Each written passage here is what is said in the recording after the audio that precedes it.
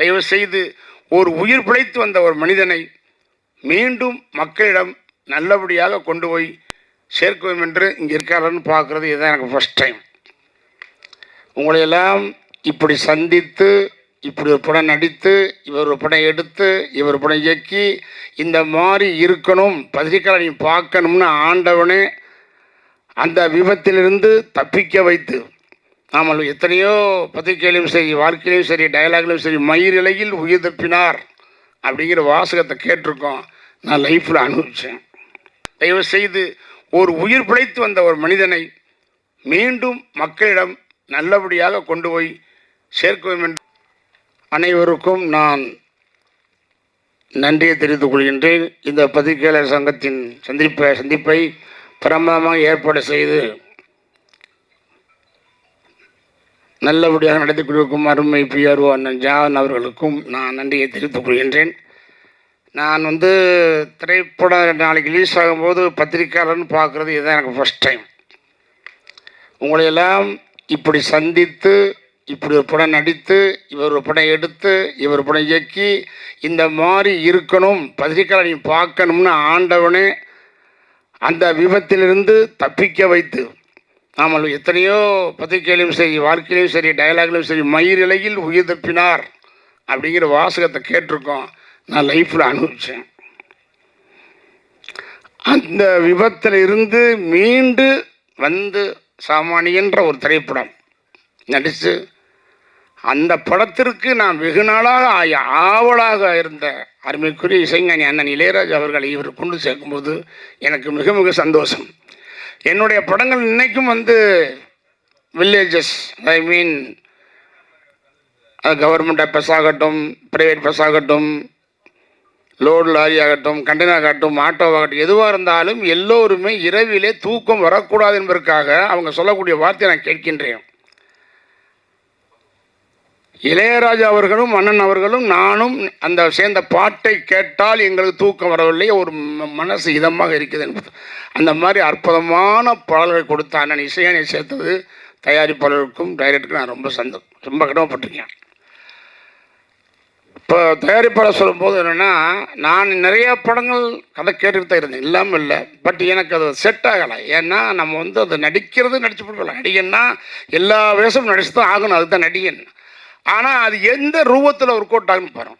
வரமே தலைவர் புரட்சி தலைவர் எம்ஜிஆர் இருக்கார், நடிகர் தின சிவாஜி சார் இருக்கார். இப்போ உலகத்துக்கே நடிப்பு சக்கரவர்த்தி, நடிப்பை கற்றுக் கொடுத்தவர் யாருன்னா நடிகர் திரு சிவாஜி சார். அதேமாதிரி உலகத்துக்கு முதல்ல ஒரு படத்தில் நடித்து தொடர்ந்து ஒரு 10 வருஷம் 3 தடவை ஜெயித்தவர் புரட்சி எம்ஜிஆர் அவர்கள். அவங்கவுங்களுக்கு அவங்க உண்டான விஷயமா இருக்கணும். இப்போ உதாரணமாக தில்லானா மோகனம்ன்ற படம் உங்களுக்கு ஞாபகம் ஒரு கரகாட்டக்காரன்னா அந்த படம் ஞாபகம் தில்லானா மோகனம்பால். தில்லானா மோகனம்பால் படத்தில் புரட்சி தலைவர் எம்ஜிஆர் அவர்களும் 1001 படத்தில் நடிகர் சிவாஜி சார் நடிச்சிருந்தால் எப்படி இருக்கும்? மேட்சாக ஒரு தடவை டிஸ்ட்ரிபியூட்டராக சொன்னாங்களாம் தலைவர் எம்ஜிஆர்கிட்ட, என்ன தலைவரே நீங்கள் இப்படி நடிச்சுக்கிட்டு இருக்கீங்க, நல்லா சிவாஜி சார் ரொம்ப நல்ல கெப்பாசிட்டி நடிங்க அப்படின்னா சொன்னோன்னா தலைவர் யோசிச்சிருக்கார் எம்ஜிஆர், அப்படியா ட்ரை பண்ணுவோம்.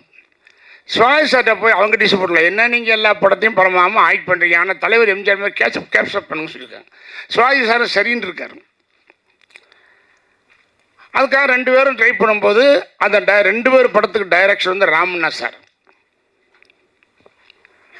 அந்த படம் புரட்சி தலைவர் ஆக்ட் பண்ண படம் பாசம், ராமண்ணா டைரக்ஷன். அதில் தலைவர் கிளிமாஸ் இறந்துருவார், படம் போகலை. தங்கச்சுரகம் படம் சிவாஜி சார் ஆக்ட் பண்ணார், அது தலைவர் பாட்டு பாடி அது மாதிரிலாம் பண்ணும்போது அதுவும் டைரக்ஷன் ராமண்ணா. தங்கச்சுரகம் போகலை. ஸோ புரட்சி தலைவர் எம்ஜிஆர் மாதிரி சிவாஜி சார் ஆக்ட் பண்ணும்போது மக்கள் ஏற்றுக்கல, சிவாஜி சார் மாதிரி புரட்சி தலைவர் எம்ஜிஆர் இப்போ ஏற்றுக்கல. இது நான் சொல்கிறது பல வருஷத்துக்கு முன்னால். அப்போ அந்த டிஸ்ட்ரிபியூட்லாம் ஓடியான்னு சொன்னாங்களாம் சிவாஜி சார்கிட்ட, அண்ணா நீங்களாவே நடிங்கண்ணா, அது உங்களுக்கு அதுதான் கரெக்டு. தலைவர்கிட்ட போய் தலைவா நீங்கள் உங்களுக்கு பற்றி தான் கரெக்ட் சொன்னாங்களாம், இதை நான் கேள்விப்பட ஒன்று. அதனால் எந்த விஷயத்தில் நான் நடித்தா என்னை ஏற்றுக்குருவாங்களோ ஒத்துக்குறவங்களோ அப்படித்தான் நான் ஆரம்பத்துலேருந்து வந்திருக்கேன். நான் நடித்து கார் வாங்கணும், பங்களா வாங்கணும், ஆடி கார் வாங்கணும், ஆவணி கார் வாங்கணும், அதெல்லாம் எனக்கு நோக்கம் அல்ல. ஆரம்பத்திலே கதையை கேட்பேன், பிடிக்கணும், எனக்கு நடிக்கணும், என்னுடைய வேஷம் பிடிக்கும்னா தொடர்ந்து வந்த படங்கள் எல்லாமே எனக்கு வந்து நான் போய் அவங்கள வந்து ப்ரோக்ராம் கூப்பிடல, இப்படி வாங்க கதை போடுங்க, அதுவாகவே வந்த படங்கள் எல்லாமே. அது நம்ம ஒரு நல்ல ஒரு உண்மையிலே முதல் படம் என்னுடைய குருநாதர் இயக்குனர் அழகப்பன் சார் அவர்கள் இல்லைனாலும் என்னை ஹீரோவாக உருவாக்குறது அவர். அந்த பட தயாரிப்பாளர் சிவராமதாசன் திருச்செந்தூரில் இருக்கிறாரு, இன்னொரு தயாரிப்பாளர் ராகுல் அவரை வரைஞ்சிட்டாரு, இன்னொரு தயாரிப்பாளர் நாகராஜ் அவர்கள். இன்றைக்கி நான் மறக்க மாட்டேன். ஆனால் திருப்பி அதுலேருந்து படிப்படியாக வளர்ந்து எவ்வளவோ படங்கள் நடித்து பாருங்கள். ராமராஜன் அப்படின்றத பற்றி இண்டஸ்ட்ரியில் ஒன்லி 4 வருஷம் தான் என்னுடைய திரைப்பயணம், ஒன்லி 4 இயர்ஸ். 86 நவம்பர் 28 படம் நம்ம ஊர் ரிலீஸு, 87, 88, 89, 90 ஒன்லி 4 வருஷமே பீக்கில் இருந்த ராமராஜன் இன்னைக்கு வரைக்கும் மக்கள் மனசில் நினச்சிருக்காங்கன்னா அதுக்கு அருமைக்குரிய அண்ணன் இசைஞானியோடைய அமைத்த பாட்டு ஒன்று தான் இன்று மக்கள் மத்தியில் ஓடிக்கொண்டிருக்கிறது. என்னை ஞாபகப்படுத்திக்கிட்டு இருக்கு. கிராமத்து மக்களையும் சாதாரண ஏழை எளிய மக்களையும் சராசரி மக்களையும் அன்புக்குரிய வியாபார பெருமகள் மக்களையும் உழைக்கும் வர்க்கத்தையும் போய் அந்த வரிகள் போய் டச் பண்ணி இன்னைக்கு ராமராஜன் பேசுகிறாங்க. எத்தனையோ கதைகள் கேட்டாலும் இந்த படம் வந்து கதை வந்து சொல்ல வந்த டேட்டாகி சார்களும் மதி சார்களும் பாலா சதீஷ் கார்த்தி வந்தாங்க. நான் நிறையா படம் கேட்பேன். இவங்க வரும்போது சரி எல்லோரும் சொல்லுவாங்க, ஒருத்தர் வந்தார் நீ இன்ட்ரோவில் என்ட்ரி ஆகிருக்கீங்க அப்படின்னு. அப்போயே மனசுக்குள்ளே ஓகே முடிஞ்சு போச்சு, நீ வர முடியாது அவ்வளோதான். ஏன்னா இன்றைக்கி மன்றங்கள் வந்து இன்றைக்கி பார்த்தீங்கன்னா உள்ளே இல்லை வேலை செய்யலாம், நீங்கள் வேணால் டெஸ்ட் பண்ணி பாருங்கள் இப்போ கேளுங்க, அவ்வளவு ஒரு இது. இன்னைக்கு ஆச்சரியமான விஷயம் எனக்கே கண் கலங்கு. 12 வருஷத்துக்கு அப்புறமும் என் ரசிகர்கள் இன்றைக்கி எனக்கு இப்போ இருக்காங்கன்னா கிரேட் கிரேட். அந்த ரசிகர்கள் ஒத்துக்கிறோம். அதனால் நான் முதல்ல அந்த கதையுடைய அமைப்பை பார்ப்பேன். என்னடா அது ஏதாவது நடிச்சோம்னு வச்சுக்கோங்க, நடிக்கலாம் காசை வாங்கி போட்டு. ஏதாவது ஒரு தாய் வந்து ஐயோ என் பிள்ளை இப்படி போய் நடிச்சிருச்சு, இதுக்கு வீட்டிலே இருந்திருக்கலாமே அந்த பையன் அப்படின்ட்டு கூடாது. பரவாயில்ல பையன் இப்போ நடித்தா நல்லா நடிச்சிருக்கான் பையனா, என்னுடைய படங்கள் வந்தால் இதெல்லாம் இருக்காது, இதை எதிர்பார்த்து வர்றவனை நான் ஏமாற்றக்கூடாது.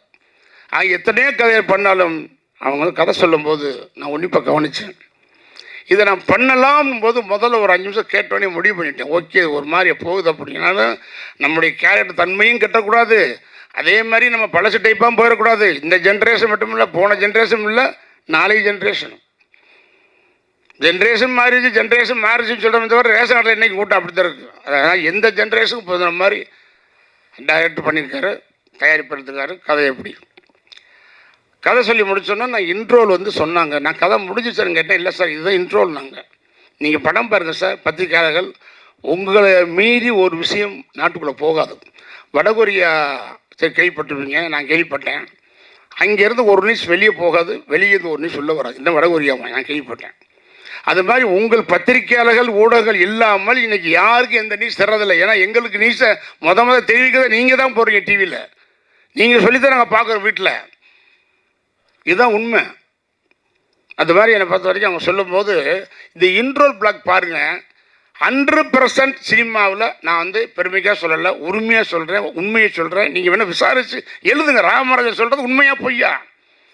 ஒரு திரையரங்கில் வந்து டூரிங் டாக்கீஸ் ஒரு சினிமாவுடைய அடித்தளம் ஆரம்பத்தில் வந்து ப்ரொடியூசர் பிள்ளையாசி போடுற படம் எடுக்கலாம்னு, அதுக்கப்புறம் டைரக்டர், அப்புறம் ஆர்டிஸ்ட்டு கதை ஓகே பண்ணி எல்லாம் பண்ணி ஷூட்டிங் பண்ணி டப்பிங் பண்ணி எல்லாம் பண்ணி ரீரிகார்டிங் பண்ணி பாட்டு போட்டு எல்லாம் எடுத்து தேட்டர் ரிலீஸ் பண்ணி டிஸ்ட்ரிபியூட்டர் வாங்கி அப்புறம் பி சென்டர் சி சென்டர் கடைசியில் போய் கிச்சறது. அங்கே காவிரி நினைக்கிற தண்ணி கடமடைக்கு போகிற மாதிரி இந்த திரையரங்கத்தில் ஃபஸ்ட் காப்பி எடுக்கிற படம் இங்கே லாஸ்ட்டு தான் டூரிங் டாக்ஸில் போய் நிற்கிறது தான் லாஸ்ட்டு சினிமாவுக்கு. அந்த டூரிங் டாக்ஸிலேருந்து ஆரம்பித்த வாழ்க்கை தான் இந்த ராமராஜன் வாழ்க்கை. இது கடவுள் கொடுத்த வரப்பிரசாதம். அங்கிருந்து வந்து உதவி டைரக்டர், அசிஸ்டன்ட் டைரக்டர் ஆகி, டைரக்டர் ஆகி, நடிகனாகி, ப்ரொடியூசர் ஆகி, டிஸ்ட்ரிபியூட்டர் ஆகி, ஏன் தேட்டர் கூட வாங்கினேன். அது கதையை சொல்லும்போது அழகாக சொன்னார். யாரோ கதை இன்ட்ரோல் பாருங்கள். நீங்கள் எல்லாம் கண்டிப்பாக இது மாதிரி ஒரு இடைவேளை எந்த படத்தை வந்ததில்லை. நானும் படம் 5 வருஷம் தேட்டரில் செஞ்சேன். சின்ன வயசுலேருந்து படம் பார்க்கறதே படப்பாருந்தவன். இந்த இன்ட்ரோல் கிடையாது. அருமையான சப்ஜெக்ட், மக்களுக்கு அன்றாடம் இது நடக்கக்கூடிய ஒரு விஷயம், எல்லோரும் மனதையும் பாதிக்க வேண்டிய விஷயம். நீ எல்லாம் பார்க்குறேன், என்ன ராமராஜ் இதையே சொல்கிறாரு, எப்போ பார்த்தா இன்ட்ரோல்ங்கிறார் அதுங்கிறாருங்கிறாரு. அந்த மாதிரி நடக்கிற விஷயம். நான் படம் ஏதோ பார்த்துருக்கேன், 100 படம் வேலை செஞ்சுட்டேன். இல்லை, அவங்க கதை சொல்லி முடிச்சோன்னே டைரக்டர் கேட்கும்போது சப்ஜெக்ட் சூப்பர் சார் நல்லாயிருக்கு, என்ன டைட்டில்னு கேட்டேன். ஏன்னா எனக்கு எப்போவும் இந்த டைட்டிலுங்கிறது மிகப்பெரிய ஒரு விஷயம். ஏன்னா அந்த டைட்டில் வந்து நம்ம மனிதர்களுக்கும் இந்த அண்ணன் நெல்லை சுந்தர சுந்தரராஜன் அப்படி பார்த்தா நெல்லை சுந்தரராஜன் ஞாபகம். அந்த பேர் தான் முக்கியம். அதனால் டைட்டில் வந்து ரொம்ப கேர்ஃபுல்லாக பார்ப்பேன். அப்போ அவங்க வந்து வேறு ஒரு டைட்டில் சொன்னாங்க. இல்லை சார் சரியாக வராது, அது நான் வந்து அப்புறம் சாமானியன்னு சொன்னாங்க. சாமானியன்னு சொன்னோன்னே எனக்கு டக்குன்னு ரீச் ஆச்சு. எனக்கு வேறு ஒருத்தர் சப்ஜெக்ட் சொல்லும் போதும் இந்த மாதிரி ஒரு டைட்டில் சொன்னார். சார் அதை சொல்லாமல் என்ன அது எப்படி உங்களுக்கு தெரியுங்க அப்படின்னு. இல்லை சார் இது நான் 4 வருஷமாக என் கம்பெனியில் மெயின்டைன் பண்ணுறேன் அப்படின்றாரு. நல்ல டைட்டில், ஓகே சூப்பர். நாங்கள் எடுத்துட்டாங்க. எடுத்து வந்து போய் சொன்னது மாதிரி இல்லாமல் அப்படியே ஸ்க்ரீனில் அழகாக டைரக்ட் எடுத்தார். இந்த படத்தினுடைய கதையை வந்து ரயில் இன்ஜின் டைரக்டர். அந்த ரயிலில் first AC, second AC, third AC சொன்ன உடனே நான் கை கொடுத்தது சூப்பர் கதை. இன்ட்ரோல் வரைக்கும் நான் சந்தோஷமாக கை கொடுத்தேன். கேளுங்க, ரொம்ப தேங்க்ஸ் சார். இந்த படத்தில் எனக்கு ஜோடி இல்லை. ஏன் தெரியுமா? இது காலகட்டம், இப்போ வேண்டாம். அதல்ல ஜோடியில் ஆடி பாடுறது முதல்ல நான் கேட்கவும் இல்லை, அவங்க போட முடியல. அருமையான மேட்டர், ரொம்ப தேங்க்ஸு. ஜோடி இல்லை, ஆனால் எனக்கு ஜோடி 2 பேர் கொடுத்துருக்கீங்க. திருப்பி நீங்கள் கதாநாயகனைத்தான் நடிப்பாராம், ஹீரோவை தான் ஆக்ட் பண்ணுவாராம், ஹீரோவை தான் ஆக்ட் பண்ணுவாங்க சொல்லி சொல்லி சொல்லி சொல்லி அவங்க ஹீரோவை தான் வந்து புக் பண்ணாங்க. இல்லைன்னா வேறு கேட்டு போட்டிருப்பாங்க. ஒருத்தர் என்ன சொல்கிறான், பாயில் வர்ற மீதில் போயிடுற, ஓகே. அப்புறம் கிளைமாக்ஸ் என்ட்ரி ஆகிருக்கீங்க, அப்புறம் இன்ட்ரோவில் என்ட்ரி ஆகி இப்படிலாம் வருது. நான் கணக்கு பார்க்கும்போது என்னடா இப்படிலாம் போனால் நம்ம ரசிகர் தான் சொல்லுவான். அவங்க அப்போ நீ சும்மா இருந்துக்கலாமே, ஏன் போய் நடித்ததில்ல? அந்த உரிமையோட ஏதோ கேரக்டர்லாம் பண்ணாத, ஹீரோவை தான் ஆக்ட் பண்ணணும். உரிமையோடு சொல்கிறேன், என் தம்பி மாதிரி. இந்த படத்தில் ஒரு ஜோடி இல்லையாமே, ஜோடி இல்லாமல் ஆக்ட் பண்ணுறேன்னு கேட்குறான். இல்லை தம்பி, அடுத்த படத்தில் போய் கதை அப்படி அப்படின்னு. ஸோ அந்த மாதிரி வந்து எனக்கு வந்து ஒரு என்ன சொல்கிறேன்னு தெரியல. எனக்கு ஒரு அற்புதமான படத்தை நடித்த பெருமை, எனக்கு சந்தோஷம். பரவாயில்ல, 45ங்கிறது 50 படம் நடிச்சிடும் பார்த்தேன். ஏன்னா வந்துட்டு எல்லாம் நெருக்கி வந்துருச்சுல, ஒரு அமைஞ்சது அதுவாக அமைஞ்சது. நம்ம கெடுத்துட வேண்டாம். ஒரு குடம் பாலில் ஒரு துளி விஷம் விட்டாலும் ஒரு குடம் பாலும் கெட்டு போகணும்னு சொல்ல மாதிரி இந்த 44 தாண்டி வந்துட்டு இனிமேல் 44லேயே நிற்குதையா? சே, எத்தனை தயாரிப்பாளர், எத்தனை டைரக்டர், எத்தனை ஆர்டிஸ்ட், எத்தனை டெக்னீஷியனை உருவாக்கி கொடுத்தோம்.